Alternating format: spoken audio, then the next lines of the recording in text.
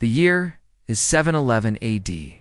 For centuries, the Mediterranean Sea was a Roman lake, a vast, watery shield protecting Europe from the unknown. But today, that shield shatters. On the southern horizon, a new force appears, not just an army, but an entirely new civilization, powerful and ascendant. Across 13 kilometers of water, a general named Tariq ibn Ziyad stares at a continent blissfully unaware of its fate. Behind him lies the unimaginable might of the Umayyad Caliphate. Before him, a fractured kingdom tearing itself apart. The fuse is about to be lit on a clash of civilizations that will define the next 800 years of Western history. This is the story of how Islam entered Europe. By the early 8th century, the Roman Empire was a ghost. Its memory lingered, but its power was gone. In its place, 3 new powers wrestled for control of the world that had once dominated. In the east, the Byzantine Empire, the direct inheritor of Rome, clung desperately to survival, beset on all sides. In the west, Germanic tribes, the Franks, the Lombards, the Visigoths, had carved the old Roman provinces into a patchwork of competing kingdoms. But it was in the south that the true revolution had occurred. A new power had risen from the desert with terrifying world-altering speed, the Umayyad Caliphate. In less than a century, the armies of Islam had conquered the entire Middle East and all of North Africa, a territory larger than the Roman Empire at its height. The once divided tribes of Arabia were now unified under the banner of the Udsay, Prophet, and the absolute command of the Caliph in Damascus. Their momentum seemed unstoppable. By the year 700, their banners fluttered on the shores of the Atlantic Ocean, and they were looking west, across the waves. The man staring at that horizon was Musa ibn Nasser. As the Umayyad governor of Afriqiya, modern-day North Africa, he was a seasoned administrator and a hardened general. He had just completed the long and brutal pacification of the native Berber tribes, a monumental achievement that had taken decades. But success brought a new and dangerous problem. He now commanded a massive, battle-hardened army of Arab veterans and newly converted Berber warriors, all restless and eager for plunder and glory, and he had nowhere left for them to conquer. For a man like Musa, peace was a crisis waiting to happen. An idle army is a rebellious army. He needed a new war, and he needed it fast. Across the narrow strait of water lay the answer to his prayers. Hispania. To the Romans, this land had been a jewel of the empire, rich in silver, grain, and wine. Now, it was a rotting carcass. The Visigothic Kingdom, which had ruled the Iberian Peninsula for nearly 3 centuries, was in a state of terminal collapse. The crisis began, as it so often does, with a king's death. King Witiza had died in 710, leaving a power vacuum that shattered the fragile unity of the Visigothic nobility. Instantly, the kingdom split into 2 warring factions. On one side were the sons of the dead king, backed by the powerful Witiza clan, who believed the throne was their birthright. On the other side was a nobleman named Roderic, a man of immense ambition and proven military skill, who saw his chance. He marched on the capital, Toledo, and seized the throne for himself. This wasn't just a political squabble, it was a death sentence for the kingdom. Spain plunged into a brutal civil war.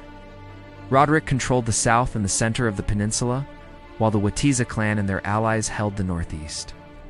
The kingdom was paralyzed, its resources consumed by internal conflict. Crucially, the frontier defenses, once the envy of the Western world, were stripped bare. Garrisons were recalled from the coastal watchtowers and southern fortresses to fight in the Civil War, leaving the kingdom's long, vulnerable coastline completely exposed. The nation was bleeding out, and its enemies were circling. This chaos created a perfect opening for foreign intervention. The historical record here becomes murky, clouded by legend and competing chronicles written centuries later. But the strategic logic is crystal clear, and one key figure emerges from the fog. Count Julian was the governor of Ceuta, a fortified city on the African side of the strait. Ceuta was the last lonely outpost of the Byzantine Empire in the west, a tiny Christian stronghold surrounded by the vast Umayyad domain, depending on which source you believe. Julian was either a loyal ally of the Witiza clan, seeking revenge against the usurper Roderic, or he was simply a pragmatic realist. He saw the Visigothic kingdom imploding. He saw Roderic as a weak and illegitimate king, and he knew it was only a matter of time before the Arabs turned their attention to his own small fortress. To survive, he needed to make a deal. Whatever his exact motives, Count Julian made a fateful decision. He opened a channel of communication with Musa ibn Nusayr. He sent envoys across the strait, carrying a message that would change the world. He told the Arab governor about the chaos in Spain, the undefended coastline, the immense wealth of the Visigothic cities, and the deep divisions among the Christian nobility. He essentially handed Musa the keys to the kingdom. He offered to provide ships, intelligence, and guidance for an invasion, asking in return for a share of the spoils and protection for his own lands. For Musa, this was an opportunity sent from heaven. The risk was low. The potential reward was astronomical. He sent a request to the Caliph in Damascus for permission to launch an exploratory raid. The Caliph, cautious but intrigued, agreed, but warned him not to risk the main body of the army in a sea of violent storms. In the summer of 710, Musa dispatched a small reconnaissance force of about 500 men, mostly Berber cavalry under the command of one of his officers, Tariq ibn Malik. Guided by Julian's ships, they landed at the site now named Tarifa in his honor. Their mission wasn't conquest, it was a raid. They swept across the southern coast, meeting virtually no resistance. They plundered towns, took captives, and gathered immense booty before returning to Africa unscathed. The raid was a spectacular success. It proved three things to Musa. First, Julian could be trusted. Second, the Visigothic defenses were non-existent. And third, Hispania was even richer than he had imagined. The path was now clear. He began preparing for a full-scale invasion. For this monumental task, he chose a man who would become a legend, Tariq ibn Ziyad. Tariq was a freed Berber slave who had risen through the ranks on pure merit. He was a brilliant tactician, a charismatic leader, and fanatically loyal to Musa. In the spring of 711, Musa entrusted him with an army of around 7,000 men, almost entirely composed of Berber warriors eager to prove themselves. Transported once again by Julian's ships, Tariq's force made the crossing, but he didn't land where Tariq had. He chose a more audacious, more strategic location, a massive rock promontory that dominated the bay and the entrance to the strait. He landed at a mountain that would forever bear his name, Jabal Tariq, Tariq's mountain. Over the centuries, this name would be corrupted into Gibraltar. Upon landing, Tariq established a secure base on the rock. His orders were to raid and reconnoiter, not to conquer the entire peninsula. But Tariq was a man of ambition. Seeing the weakness before him, he immediately exceeded his orders. He began a systematic campaign, capturing the surrounding countryside and the key city of Algeciras. The local Visigothic commanders, underestimating the size and purpose of his force, sent panicked messages to King Roderic, who was busy campaigning against Basque rebels in the far north of the country. When Roderic finally received the news, he grasped the gravity of the situation. He abandoned his northern campaign and raced south, gathering every soldier he could muster. The two factions of the Visigothic Civil War suddenly realized they were facing a far greater threat. A fragile truce was declared, and some of the Witiza clan's forces even joined Roderic's army, though their loyalty was questionable at best. Roderic assembled a huge army, and chant sources claim it numbered 100,000 men. A wild exaggeration, but it was certainly much larger than Tariq's small force. Alarmed by the size of the Christian army, Tariq sent an urgent request for reinforcements. The two armies finally met in July 711, near the Guadalete River in southern Spain. The fate of a continent hung in the balance. For several days the armies skirmished, testing each other's strength. Then the main battle began. The Visigothic heavy cavalry, the pride of the kingdom, charged the Muslim lines. But Tariq's forces, a mix of light cavalry and disciplined infantry, held firm. The battle raged for hours under the blistering Spanish sun. The turning point came when, according to some chronicles, the wings of Roderic's army, commanded by nobles secretly allied with the sons of Witiza, deserted the field in the middle of the battle. Whether this was a pre-planned act of betrayal or simply a collapse in morale, we'll never know for sure. But the effect was catastrophic.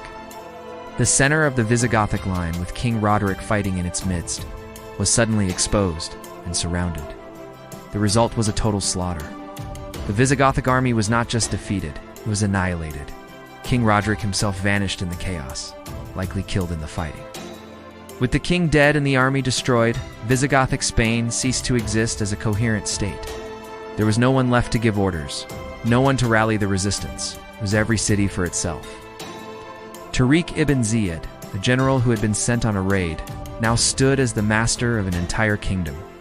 He saw the opportunity of a lifetime and seized it with both hands. Splitting his small army into several columns, he launched a lightning campaign that defies belief. One column marched northwest and captured the great city of Cordoba. Another turned east towards Malaga. Tariq himself, with the main body of his force, marched directly for the heart, the capital city of Toledo. He covered over 400 miles in a few months, meeting almost no opposition. Cities opened their gates, either out of fear or negotiated surrender. Toledo fell without a fight. Within a year of the Battle of Guadalete, Tariq and his 12,000 men had conquered the entire southern half of the Iberian Peninsula. It was one of the most rapid and decisive conquests in military history. When news reached Governor Musa in Africa, he was reportedly stunned and, perhaps a little jealous of his subordinates. Stunning success. In 712, Musa himself crossed into Spain with a larger army of 18,000 elite Arab soldiers. Determined to claim the ultimate glory for himself, over the next few years, Musa and Tariq campaigned together, subduing the rest of the peninsula. By 714, nearly all of what is now Spain and Portugal was under Muslim rule. They called their new province Al-Andalus. The speed of the conquest was breathtaking. A 300-year-old kingdom had been shattered and conquered in less than 3 years by a relatively small invading force. It was a perfect storm of Visigothic weakness and Muslim strength. The internal divisions, the exposed borders, the death of the king, and the decisive destruction of the army created a power vacuum that Tariq ibn Ziyad exploited with genius. The story that began on the shores of Gibraltar in 711 had fundamentally redrawn the map of Europe. The Islamic world now had a major foothold on the continent, beginning a new chapter of conflict coexistence and cultural exchange that would last for nearly 800 years and shape the destiny of the West in ways no one could have possibly imagined. Thanks for watching. If you enjoyed this journey into the past, make sure to like, subscribe, and hit that notification bell so you don't miss our next video. We'll see you then.